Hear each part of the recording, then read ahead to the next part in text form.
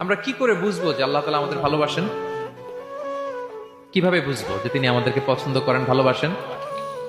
এটা বোঝার কিছু সিস্টেম আছে। এক নম্বর সিস্টেম হচ্ছে আপনি জাস্ট দেখুন যে আপনি নিজেকে কোন কাজে ব্যস্ত রেখেছেন। আপনি আপনাকে কোন কাজে ব্যস্ত রেখেছেন, আপনার লাইফস্টাইলের দিকে তাকান। লুক অ্যাট ইউর লাইফস্টাইল, আপনি নিজেই বুঝে যাবেন।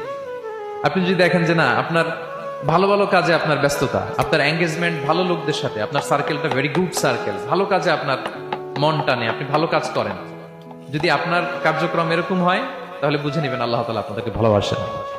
আলহামদুলিল্লাহ।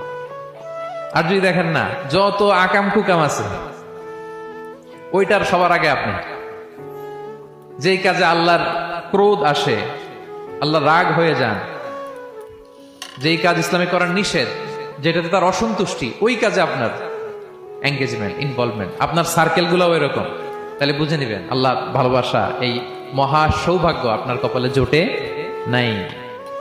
তাহলে এটা হচ্ছে একটা সিস্টেম। আল্লাহ আপনাকে ভালোবাসেন কিনা এভাবে বুঝবেন যে আপনি নিজেকে কোন কাজে ব্যস্ত রেখেছেন, একটু দেখুন, আপনি মিলাতে পারবেন। দুই নাম্বার পদ্ধতি হচ্ছে এটা বোঝার যে তিনি আমাকে ভালোবাসেন কিনা, সেটা হচ্ছে পৃথিবীবাসী আপনাকে ভালোবাসে কিনা, এটা একটু দেখেন। এই পৃথিবীর ভালো মানুষগুলোর কাছে আপনার একটা গ্রহণযোগ্যতা আছে কিনা এটা দেখেন। এটা দেখলে আপনি বুঝতে পারবেন।